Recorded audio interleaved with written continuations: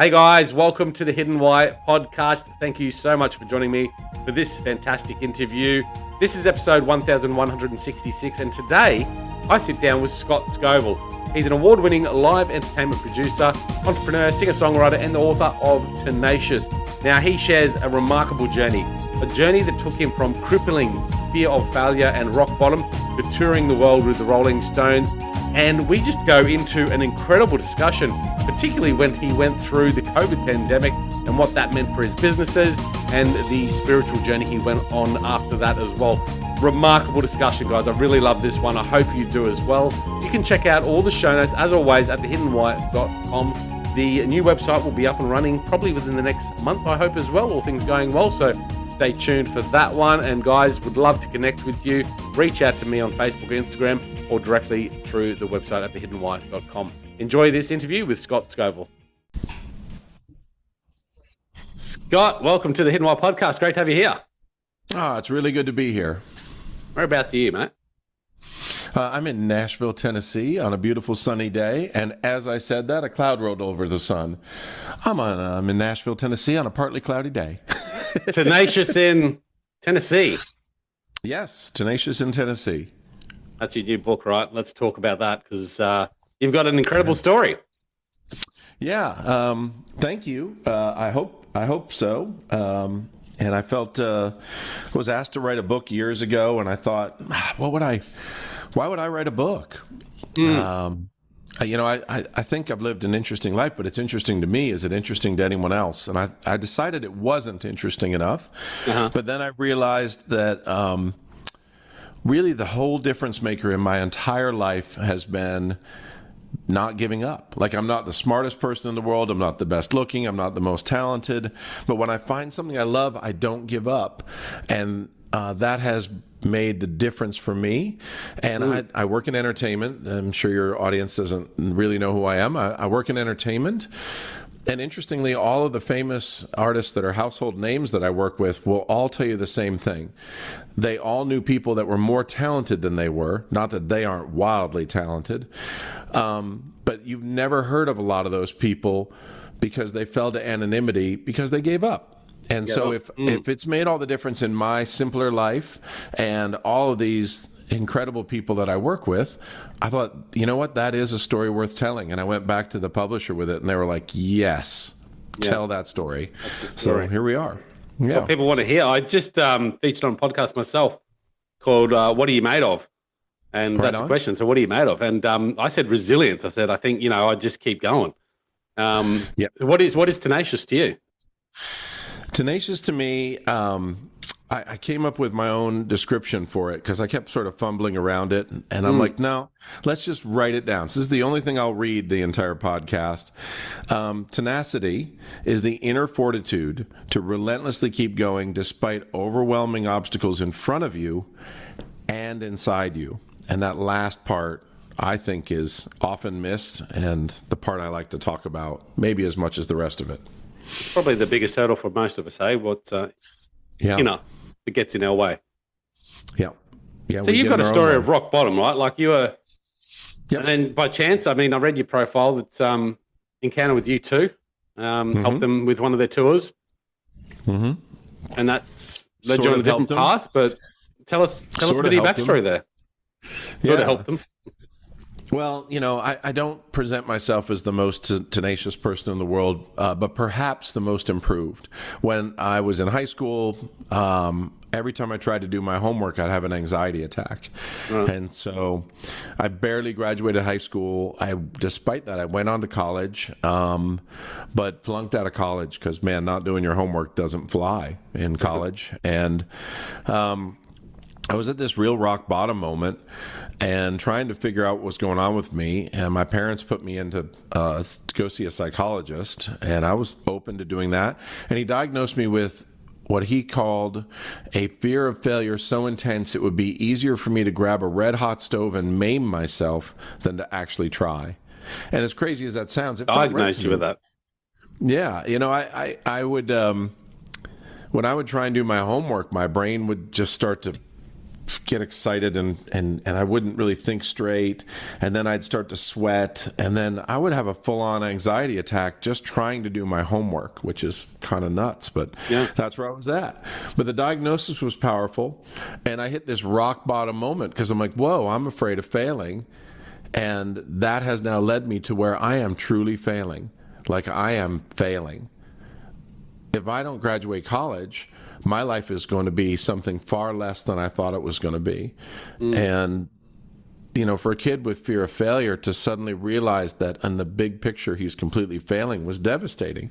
And at that same time, a girl that I cared greatly for was killed in a car accident. And man, rock bottom moment. But this amazing looking tour bus pulls into the Howard Johnsons that I was waiting tables at. And I was like, I want to wait on them. And it turned out to be U2's technical staff. And I was blown away that you could work for U2 for a living. And I had so many questions. And the first one was like, what do you mean? And it was a great answer. One of the guys, I said, like, I would have thought you had to be Bono's cousin to work for U2. Like, what do you mean? And he laughed. There were 8 of them at the table. And he said, well, Scott, we put on the show. 7 of us are the very best in the world at what we do. And he puts his arm around the guy next to him and goes, and this is AJ. He's Bono's cousin. And so everybody gets a laugh off of that. And AJ and I are friends, acquaintances at least to this day. Great guy. And I just was blown away. And they invited me to a show. And at that show, I asked a million more questions. But then the lights went out and the crowd went wild. And I stood there in the dark and just had this paradigm shift. I was like, this is it. This is what you're going to do with your life. You love music, you love technology, you love people, you love the idea of traveling the world with these incredible guys. Like, wow. Aha moment. Later, yeah, a great aha moment. Like the biggest moment of my life. But a moment later, I realized, my heart sank when I realized that I was going to have to try to do any of this. And that hadn't worked out very well for me in the past. But I made myself a promise there in the dark that I was going to start trying and never stop trying until that dream life was mine. And in that moment, I would say Tenacity was conceived. It wasn't birthed yet, but it was conceived. And from that moment forward, my life slowly started being something different. It sounds like Tenacity was in you prior to that, but the fear of failure really stopped you from being tenacious. You could say that, but if tenacity is an action, then maybe it wasn't. But I certainly had a lot of I've always been a dreamer. I've always had a lot of energy, and I've always been a hard worker. Yeah. So, yeah, I think a lot of the great ingredients were there. Yeah. But the biggest one, just the willingness to act, was overcome by fear. Yeah. Yeah. How do you go about like cultivating tenacity with that previous mindset of, you know, the fear of failure that was quite consuming for you? Yeah. Well, you know, I found a dream. So I always say step 1 is find something you love. Like if you're kicking yourself for not being tenacious about something, it needs to be something you love. And if it isn't, then give yourself a break, right? And find something you love is my advice. Yeah. And so I found something I loved. And that was motivation for me to make myself a promise. And then I sat in that promise for a couple of weeks and didn't know what to do with it. And I felt bad for not doing anything. But I had no idea what to do. Like, I want to be on the road with you too. So I want to be an astronaut. Why aren't I in space next week? Like, what do I do? Yeah. And 2 weeks later, I looked and I bought a T-shirt at the concert from a scalper in the parking lot for like $4 because that was my budget back then. And I looked and it had the dates on the back. And this is 1987. There's no internet. There's no Google. Like, you're not going to figure out where a band is unless the radio station tells you. That's it. Yeah. But the T-shirt told me. And I was like, well, they're in Europe right now, but they're going to be back in Long Island about 3 hours away from me in about, 4 or 5 weeks, whatever it was, 6 weeks maybe. Yeah. And I was like, I'm going to be there, and I'm going to figure out a way to get on that tour. And so that's what I like to call a first step. Like, granted, it was just a decision, but I was like, I am going to be there. I'm going to be there. Now, what the hell do I do? Well, I came up with the worst plan in the history of show business. It's just laughable. My plan was to sneak in and work for free every day. I was going to be a roadie, like a stagehand, work for free until they figured out that they wanted me around. But I knew that to do that, like if I just snuck in and started working, they would be like, kid, you got to get out of here. So I had to find a way to make it okay with them. So I actually waited at the hotel that they were going to be at. I went early, went to the venue, found the tour buses, waited for them to get off the tour buses. They just got back from Europe. And I ambushed one of the guys from the restaurant and said, hey, I know you can't say yes to this, but I want you to know that I'm doing it. And I know you can't give me permission, but I'm just going to be like, you have 50 stagehands every night. You're going to have 51 for the next little bit while I figure this out. And he was like, well, you won't be able to sneak in. And I said, I know. You don't think I will. And he's like, yeah. So just let me give you some advice. And anyway, long story short, for 5 weeks straight, I snuck in every night. I lived in my car. I drove all night instead of sleeping. I killed myself to try and get on the tour. And in the end, I actually didn't, which is the next best step in a tenacious journey. Well, that's the failure piece, right? Yeah, it's huge. Like, I was so terrified of failing, and I put 5 weeks and tons of effort and energy into chasing a dream, and I failed. I got in trouble with the union for being non-union labor in, I think, Buffalo.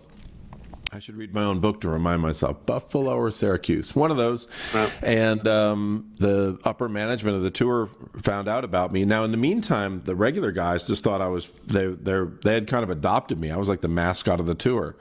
Oh shit, he snuck in again, which wasn't easy, by the way. And I almost got arrested 3 times in those 5 weeks. But at the end of all that, they told me I had to go home.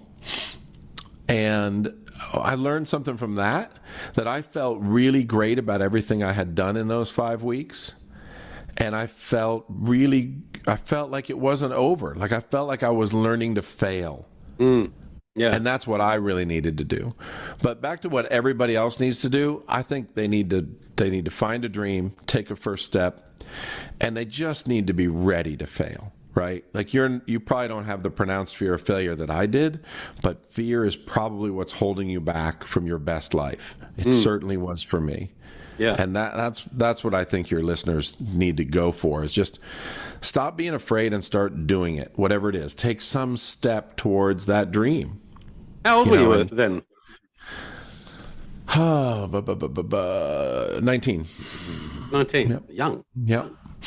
Yep, 19, the Joshua Tree Tour, an amazing moment in music, really exciting, and yeah, it was phenomenal. 5 weeks. Now that's tenacious. Till I got thrown off. Yeah. A lot of people say, like, find a dream, find a vision, start to really see yourself there. I mean, is that sort of how you did it? Like you said, that's it, I'm just going to follow them for 5 weeks, and this is how it's going to play out. Did you have a visual of it? I had a plan. So you could say that. Yeah, I think that tracks with me. I wouldn't argue with it. I don't describe it as such, but who knows? Maybe I'll start describing it that way. But yeah, I had a plan. So yeah, I could see the plan. I've always been a dreamer. I've always been good at having plans. Yeah. So well, a dream and a plan can be different, right? Because the plan doesn't always happen. Right.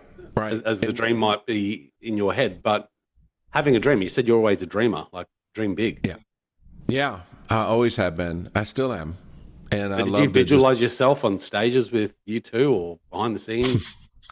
Behind the scenes, yeah, that I did. Yeah, never imagined I'd be on stage. That, as you might know, has changed. I'm now on stage quite a bit, but at that point, I just wanted to be a part of it. I just wanted to be a piece of the magic. Like music has been like magic to me, and I wanted to touch it and be a part of it and help bring it to people. And that felt like a really incredible thing that I might be able to do with my life. And it turns out, gratefully, I still feel that way, 40 years later. Talk to me about, like, wherever you are in life, whether you're 40 or 20 or 60, and you've got this dream, like you're in a place where you're just not loving life, right? And you've got this fear. but there is something inside of you that is calling for more. What went through your mind to go, you know what, I'm just going to take this time, 5 weeks. I mean, you're not getting paid. You're just going out on a whim. Yeah, I quit my 3 jobs. I sold my Super Sport Camaro. I went all in. I dropped out of school, but that's sort of like quitting your job the moment before your boss fires you. So I was on my way out. I went all in, and no regrets on it, but it was definitely scary. But I find that thinking about scary things is scary. For me and a lot of people I've talked to, the moment you start moving, it's less scary. The moment you start moving, there's just something about it. You go from the person who's afraid of doing something to the person who's doing it. Whether you fail or not, you don't know if you'll get there, but at least you're doing it. And Taking that action.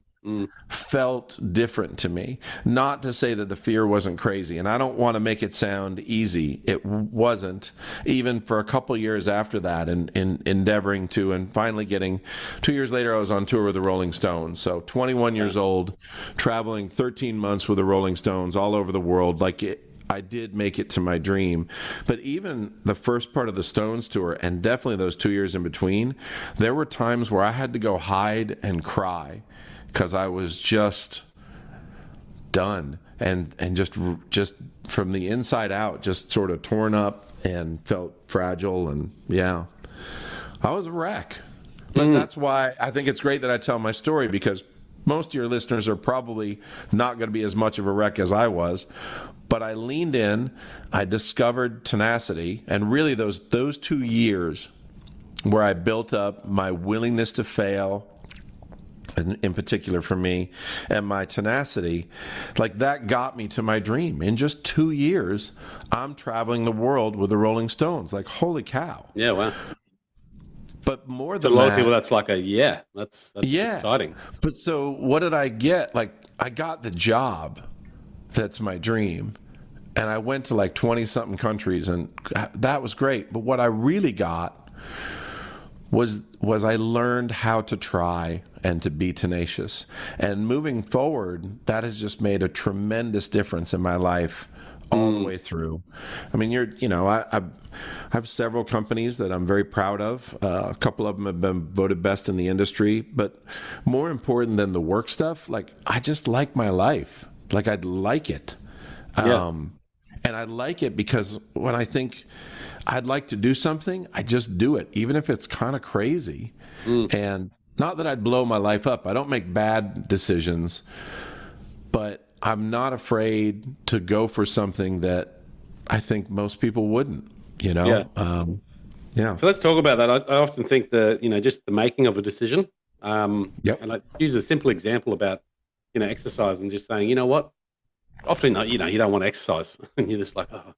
And then as soon as you make a decision, you go, okay, I'm just going to go for a jog. I'm just going to go for a swim, whatever it might be. As soon as you make that decision, you take that first step. It's easier. It's not so daunting, right? And that's what you just mentioned. Yep, absolutely. And you start to rebuild mental pathways. You build mental pathways that tell you, I got something out of that. So I've reinforced going to take that run or work out.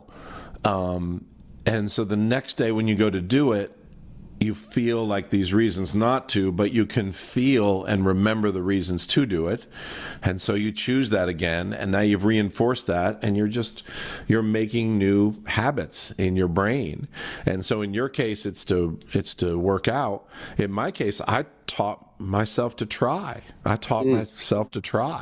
Which yeah. So making those decisions, and once you do it, it becomes easier to make the decision, and you sort of reinforce those patterns. Yep. For you, I mean, you went away for 5 weeks. You said you failed, and then 2 years later, you're touring with the Rolling Stones. Yep. What got you through? Why didn't you stop then when you failed after that 5 weeks? Because I remembered how it felt prior to this journey starting. And I also still had a dream. I had now touched it. I had lived it. And so I failed to. There's this devastating moment when they call me on the bus and they go, "Hey man, upper management found out about you because of this. You've got to leave like now." And you're like, "Shit." But you're knocked down. But when you start thinking about it, you're like, "Look at what I did. Like I freaking tried. Like I got out there, I snuck past the cops every night, the security. I almost got arrested 3 times. I had walking pneumonia at one point. I slept in my car. I drove all night and somehow didn't drive off the road. That's kind of awesome. And I made it for 5 weeks. So yeah, in the end I failed, but it didn't kill me. It wasn't the end of the world. And I've got this great story and I'm encouraged and I've actually touched my dream. And luckily it still seemed interesting to me. It still seemed like something I wanted to do. Like I might have done it for 5 weeks and gone like, whoa. Like I've hired people at my companies who at the end of the first loadout, they're just like, whoa, I had no idea it was this hard. I don't want to do this. Yep. Okay. Yeah. Thanks for stopping by. I've only had a couple of those, but I can think of one in particular. He was just like, this is hard. I'm like, yep, sure is. But, it still was appealing to me, thankfully. But every step of the journey is like this micro reward. Yeah. And those rewards just build new pathways and reinforce, yeah. What do you have, like early on, did you have any, I don't know, tools that you went to help reinforce that dream? Was it meditation or did you have affirmations? Like, no, and those weren't. I mean, this is 1987. If you asked people nowadays, like 100 people, if you asked them what is meditation and what are affirmations, a good chunk of those people would know. I think in 1987, almost nobody would even know what that meant, right? Yeah. Certainly not the circles I was running in. No, I didn't. If I were doing it today, I might. That's something that, I haven't really embraced either of those totally, but every now and then I will. I've done a lot of work, which I go into in the book, with psychedelics, and the soundtracks that they play for you when you're doing that medicine. I can lay down and put that soundtrack on, and put blinders over my eyes, and with no medicine in me, can really go into a state where I'm in a deep, thoughtful state, and I think more open. And I know what the medicine does. The medicine downregulates your default mode network and inspires you to think differently. I feel like I get into a similar state just by doing that. So I think you'd call that meditating. And I do that once in a while. You can do that with just music.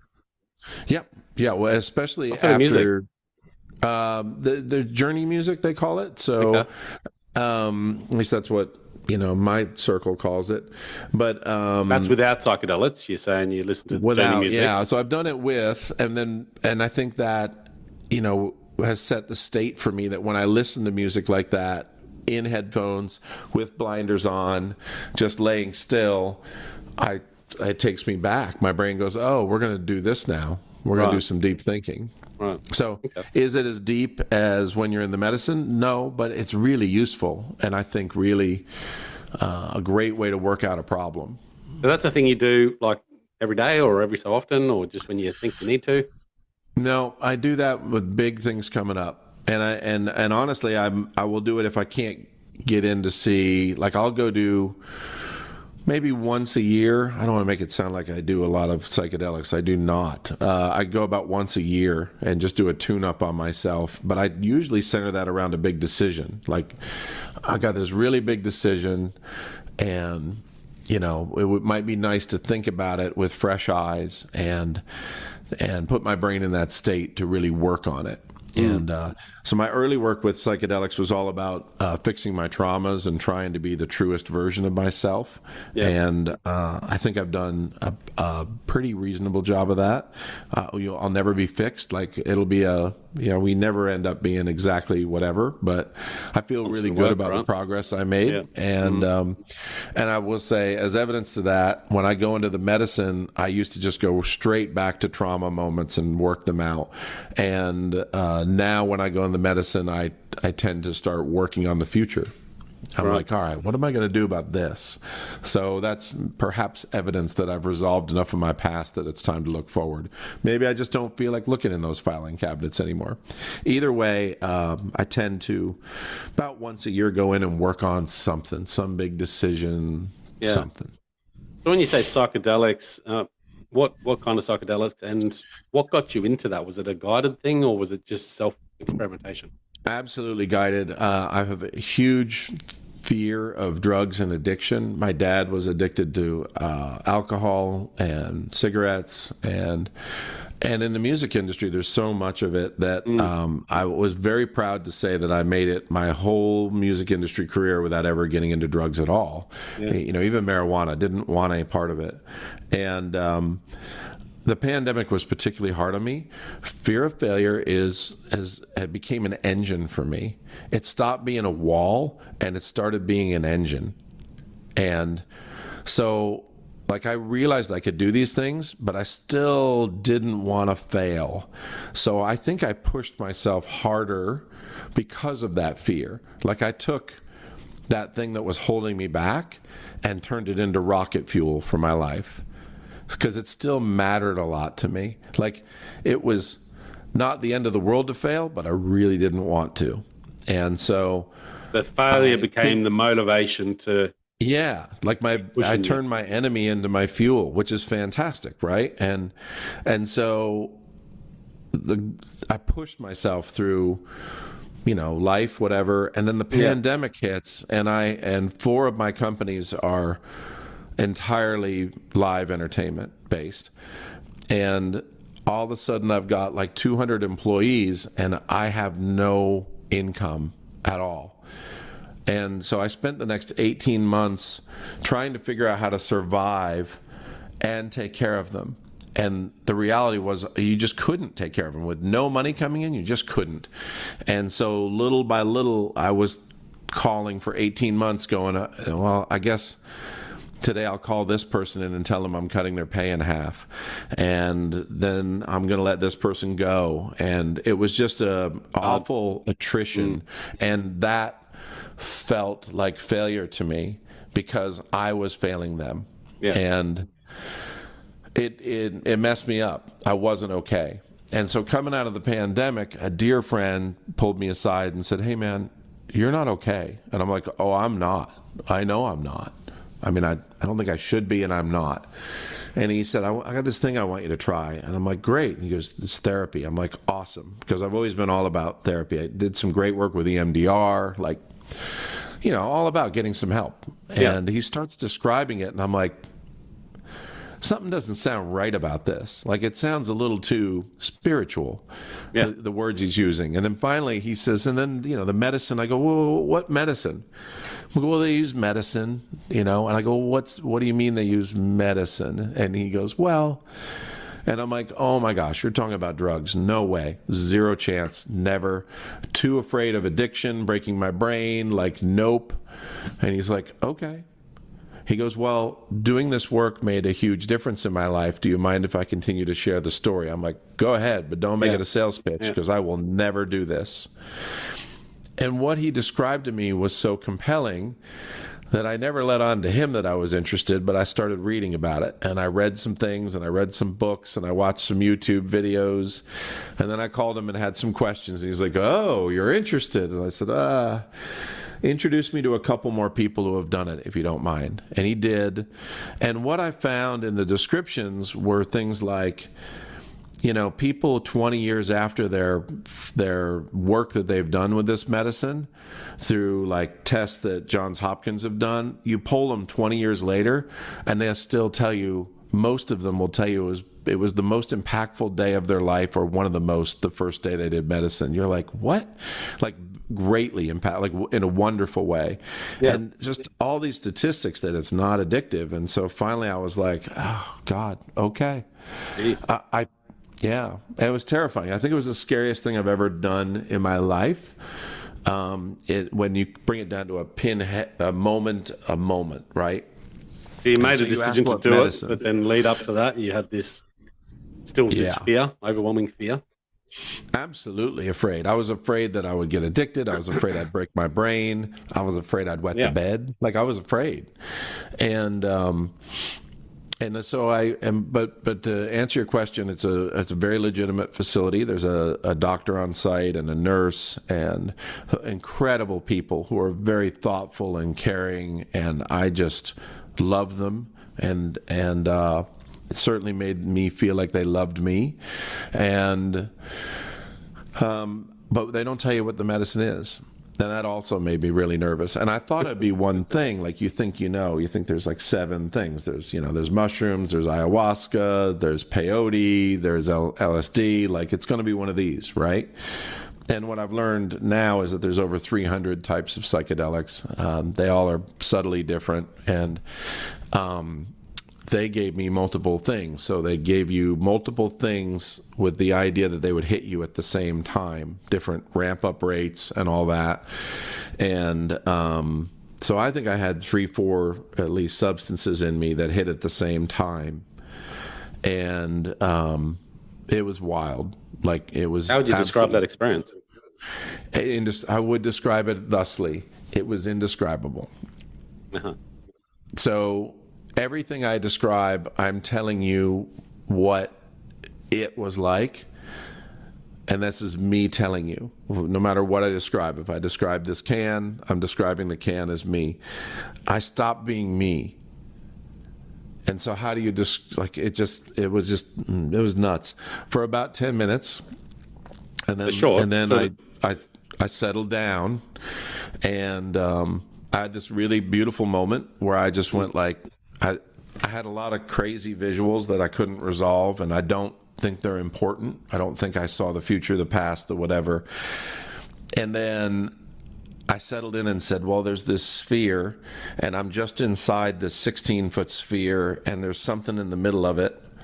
And by the way, I know all this because you're recording yourself. You're wearing 2 microphones, a main and a backup, and you play it back later. And then I go, there's something in the middle of it, and you can still hear the fear in my voice, and it's been extreme. And then very softly, I think about it for a minute, and I go, it's me. And the moment I said that, I envisioned myself at the center of the circle, kind of sitting up in the yoga pose, like with my hands on my knees, Yeah.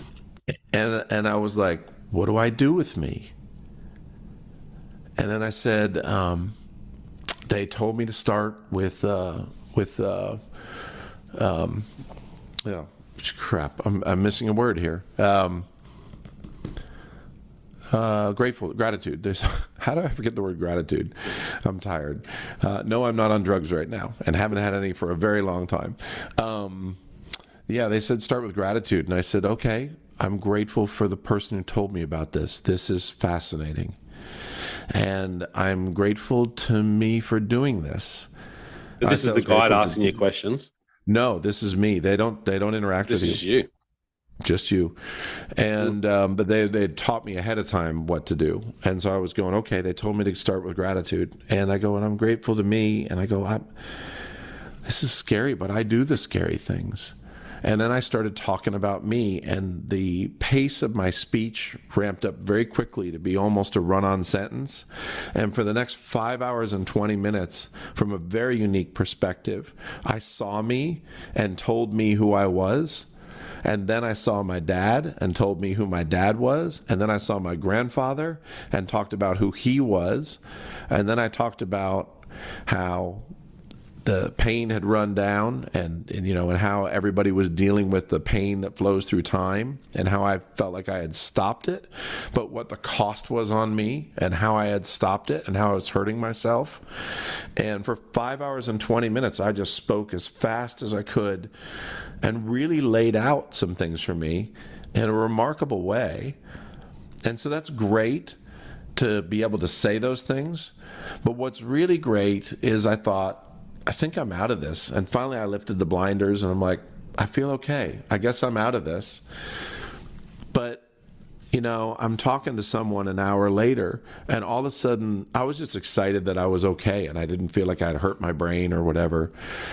And I go, oh my gosh. And they go, what? I said, I feel differently about my father, like completely differently. And that's pretty miraculous.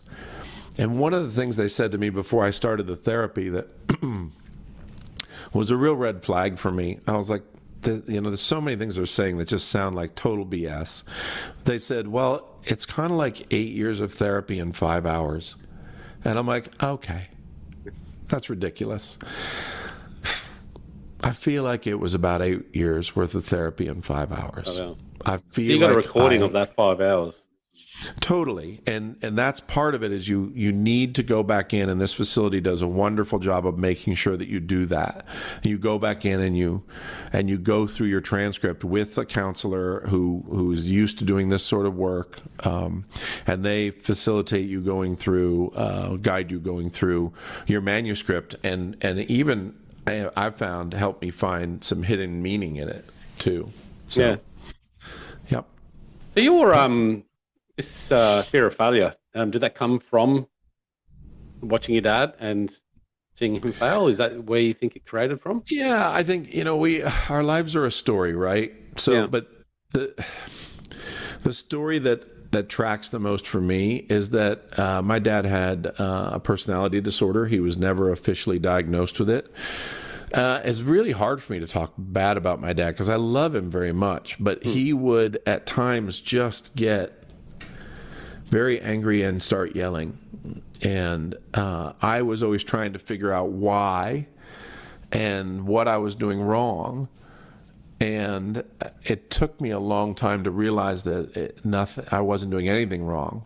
And I later watched him as I was an adult, do that with his lady friends and things, his girlfriends, and just be like, "Woof, he's done that to me." And that, so formative year type stuff. I think my dad's dad hurt him a lot. Yeah. And I think that impacted my dad in ways that were really, really hard on him. And some of that flowed into me. And I think that my dad hurt me way less than his dad hurt him, I think. So I'm grateful that he did his best, but his best still left some pretty heavy marks on me. So that fear of failure after that experience, and I didn't think we were going to go down this route of psychedelics, but it's quite fascinating. Yeah. Has it shifted now? Do you feel like it's not something as much a part of you or at all? Yeah. I still have some of it. I think I have an appropriate amount, and I think it's the fear that belongs to me. It's not the fear that you're doing wrong when there's no evidence. Like there's not that sort of broken wiring from my childhood. I feel like I've done a really good job of healing that. We all need our fear, right? If you're a gazelle in the, out on the plains, and you're not afraid, and you walk up to a bunch of lions and say, "What's up, guys?" You're going to be lunch, right? We need fear. Fear is good. Yeah. But I think I have an appropriate amount of fear. I still think that I'm more in tune to be afraid than most, but I've done tremendous work with it. And I'm not desperate to prove things anymore. I now I'm still driven and motivated, but I get motivated by what's exciting to me. Like, I'm not like, oh, I need to do this. Like, if I don't do this, then this is how I can prove that I'm okay. Yeah. And now it's like, no, I'm okay. Like, I'm really okay. Like, right. I'm not perfect, but I am exactly Scott. Whatever Scott is, that's me. And so he doesn't need to be perfect. He doesn't need to prove anything. Nobody's going to yell at him. And if they do yell at him, it's because they have a problem, not him. And that really has settled in for me. And it took about, they say those things happen in your formative years, like 3 to 7 years old, are like the big years. And so I'm 57. It's taken me about half a century-ish to get to that point, but I feel really good about the progress I've made. And I highly recommend, I think there's 2 chapters in the book really that go into trauma towards the end. It's certainly not what the book's about. But they talk about how those things mold you, and that if you can look in the mirror and see yourself, really see yourself, you can make a huge difference in how you handle yourself. And the book's on being tenacious, but no matter what you're being in life, the biggest factor in whatever it is that you're doing or endeavoring is you. So if you can make you better at a really core level and do things that are more true to yourself, then that's just huge no matter what you're trying to do. But especially if you're trying to run down some mountains and be tenacious. I think for me, like, if I look at my life now, and I've really thought about this a lot in the last couple of years, is that I'm still driven and I'm still motivated. And sometimes I look at it, I lost my dad 3 years ago, and then I broke up with my partner a year after that, and a lot of big changes, right? I started to really look at life and go, what is this all about? Because I'm very purpose-driven, want joyfulness in my life. And I'm starting to be really comfortable with being okay with just how things are. Yeah. That's fantastic. But it's still really hard. Yeah.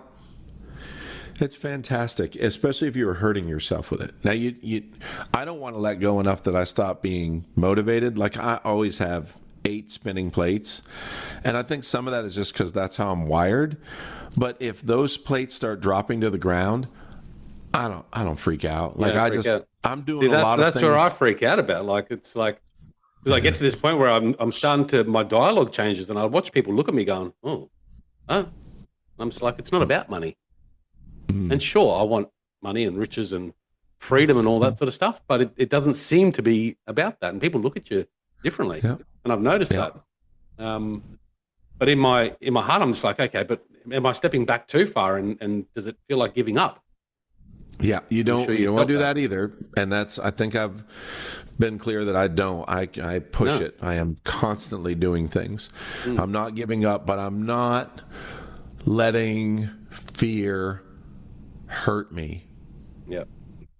I'm not letting fear hurt me. How do you deal with expectations then? Like the expectations that you put on yourself about how you want your businesses or your success to look like? I think a lot of my success came from unreasonable expectations. A lot of your success? And a lot of it did, right? But and so I can be grateful that I have a big, beautiful home and that I have the financial freedom to fly around the world and do things. And I have the freedom to, work on projects. Like, one of the things I do is music, and I absolutely hemorrhage money making music, just light it on fire. Like, there's a country artist named Brad Paisley. He just asked me to be his opening act again. And so I was just in Europe playing in front of thousands of people as his opening act, having the time of my life, singing songs I wrote that mean something to me, and hearing applause, and doing this with the best group of, like, this amazing band, and my girlfriend sings with me too, and like, it's a dream. Yeah. But I got paid about $5,000 and I spent about 50. Because that's kind of how it works in the music industry. Until you, like, the record labels are investing in you until you tip the scales. And at my age, as a hobby, I'm never going to tip the scales. I'm just going to keep occasionally dumping money into a tour. And I have absolutely no regrets. But I'm grateful that I was overdriven and afraid enough that I built all these great companies that allow me the freedom to have fun like that. To do that fun stuff, yeah. But I'm also grateful that as an adult, I've looked in the mirror, I've done the work, and I've figured out how to not be so hard on myself. And I wouldn't build a company today. I just don't want to. I don't want to work that hard at anything, probably. I say that. I work so hard at everything I do, but I don't want all the expectation that comes with that when everyone's counting on you and all that. I don't know. And who knows? You know, you might check back with me in a year and I might be like, well, I started another company. Whoops. But I don't feel like I need to do any of that right now. I'm having fun. You know, I'm making music. I'm writing a book. That was fun for me. Like, I'm enjoying talking to you. You're a really engaging person, and we're having a good time. This book was me talking to the readers, and I enjoyed it. Like, I was like, I got something to share that might help these people. I'm just going to sit down and write. And I actually enjoyed it. And I love making music. I love going on the road and performing. These are things I love. I'm going to do those things. I'm going to do them. I'm going to work really hard. They have to be good. Like, it's going to have to be really good. I'm going to work really hard at it, but I'm working really hard at something I love. And I think have you been able to detach yourself from the expectations around that, like writing a book? Yeah. You know, you just enjoy the process. You want to share your story with the people who want to listen. Mm-hmm. Is there any expectation about, you know, going into it going, oh, I'm going to sell millions and be number one bestseller? No, I expected I wouldn't. You know, you know, I'm not famous. Like, people in Nashville in the music industry know who I am. That's a pretty small circle, right? So, I didn't expect to sell millions. I'd like to try. So I dream big, but I don't have the expectations. So I pushed. I was like, all right, what does it take to have a New York Times bestseller? And everyone's like, you're not going to have that as a first-time author with this topic. Like, you haven't done anything unbelievable that makes everyone go like, whoa. And like, they're like, it's a self-help book, but you're not trust me, just don't. And I go, okay, but you didn't answer my question. What would it take? Like, let's just try. Let's have fun trying. And I did try, and I had fun trying, and I did not get on the New York Times bestsellers list. I was number one in Amazon for a day, and then the next day I was number two. So that felt good in sports and entertainment. But, you know, that's not the New York Times list. That's the one you want. But that's okay. So, I mean, dreaming big, detaching yourself from an expectation, but still putting in the work. Right. And don't hurt yourself when you don't get it. Like, don't kill yourself over it, because that just hurts you. And why hurt you? This is your life. Enjoy it. Like, man, I definitely spent a lot of time in my younger life hurting myself way more than I needed to. Yeah. By just being hard on myself. I still do. I think I still do. Too hard on myself. Well, I invite you to consider being a little kinder to yourself, or a lot. Yeah. And not to say that, you know, I mean, you obviously are a balanced and together guy, but I think we all could stand to just be a little easier on ourselves. You know, you don't need to make yourself feel bad to motivate yourself. Maybe you do, but try to fix that. Like, I don't need to make myself feel bad to motivate myself. No. But then, you know, that takes work again. It does. Be kind to yourself. That takes work. And it's fear there. Yeah. To do what you did and have that psychedelic journey, you know, I'd feel the same. Never done it before myself. But you know what? You think about it, you go, I'm going to wreck my brain. I'm going to have some sort of bloody awakening that's going to freak the shit out of me. You know, back on that, I said, I'm going to break my brain. I'm going to be addicted, or I'm going to wet the bed. After I did it, I said, no, I know what I was afraid of. I was afraid that I would see me and I would not like what I saw.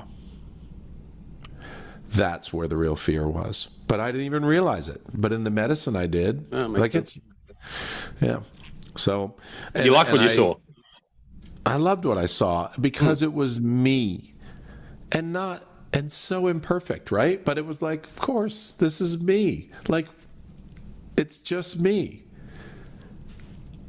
As funny as that sounds, it's incredible. It really is. It really is. And I write, like, it's in a lot of my writing. You know,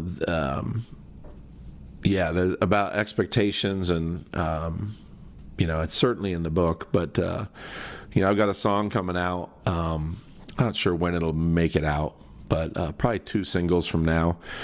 But I'm on Spotify, by the way. Please go listen, because artists love it when you listen to their stuff. Scott Scovill, Spotify, Amazon, all those. Apple. But it's and my second psychedelic journey, my dad had just died, and super impactful for me. And I don't get a lot of visions. Some people do. And I all of a sudden I kept saying, like, I see these layers, and there's like this dim bluish light, and it's like brown layers. Like, what am I seeing? And then I would go talk about something else, and then I'd be like, these layers. And I'm like down in, and all of a sudden it hit me after like an hour and a half and 3 or 4 times describing this and then getting away from it. I go, oh my God, I'm in my dad's grave. And the moment I said that, the casket formed around me. Like, I was looking at moonlight on the hole dug in the earth, and I was laying at the bottom of the hole. Like, the hole was open. But the moment I said it, the casket formed around me, which this will terrify everyone who's thinking about psychedelics. But I'm claustrophobic, and I'm in a casket, and I'm like, whew. And the funny thing is, I was okay. I was like, whoa, please tell me I'm alone. I looked to the left and looked to the right, and he was not in there with me. And I was like, okay, why am I here? And I thought, all right, I've just buried my dad. Maybe there are some things that I need to leave here with him. And I worked out and thought about what I could leave behind that I didn't need. And so I wrote a song, it's not out yet, 6 Feet Down and Staring Up, about that. And like the bridge is, there'll be no would haves, regrets or should haves for things I wish to God that I had done. And there's another line that says, expectations killing me. And I make it sound like a harsh song. It's actually a happy song. It's like, I don't want to be 6 feet down and staring up, asking myself if the given that I gave is good enough. Wondering when it's all said and I'm done, did it add up to love when I'm 6 feet down and staring up? It's actually a happy song, but it's inspired by being in my dad's grave. So, yeah. Common experience. Wow, that's awesome. Yeah. Yeah, I think it is. And I do think I left some things there that belong with my dad and not in my heart. Man, powerful. Love it. Yeah. Tenacious. Get a copy, have a read. Get 8 copies, have 8 Make a reads. New York Times bestseller. Make it a New York Times bestseller. I think that ship has sailed. That generally happens right away, or it doesn't. But I'm proud of it. I'm proud of the book, and I love it when people reach out to me and say, hey, man, your book is helping me. Thank you. And so totally worth it. Like, right? Like, that's what I kept telling myself. If I help one person, then it's worth it. And the book released, and a day and a half later, this is a lot of book to read in a day and a half. A day and a half later, a guy hit me on social media and said, man, I know your book's not about addiction, but I'm 3 months sober, clean. And he said, I've been just tearing through self-help books, and yours is the one I'm latching onto. And I feel like I've started reading it a second time. And as I'm reading it, I'm like, I need to reach out to this guy, and I'm glad I found you. And he said, I'm just going to read this book on repeat. And I was like, I did it. Like a day and a half in, I'm like, I helped somebody. Like, it's worth it. And there's been many since, but man, that first guy made me feel like $1 million. So thank you, whoever you are. What I love about your story today is, I mean, obviously being tenacious, keep on going, the progression that you shared from big companies to doing some totally different stuff now, and enjoying it. Really enjoying it, right? You get one life, like. You know, cool. I like to say, and I know we're probably running long, but I like to say, live your life like you're writing a book, and ask yourself what would make the next chapter more interesting. What do you want to read next? And I like that metaphor because at some point I'm going to be older, and my body's not going to have the energy it does now, and I want to be sitting in my rocking chair reading the metaphorical book of my life. And going, I remember I did this. So I'm trying to write the best book I can with my life so that when I'm older, I've got something to thumb through that really makes me feel good about my life. Yeah. A life with least regret. Awesome, man. How can people best reach out to you? tenaciousbook.com.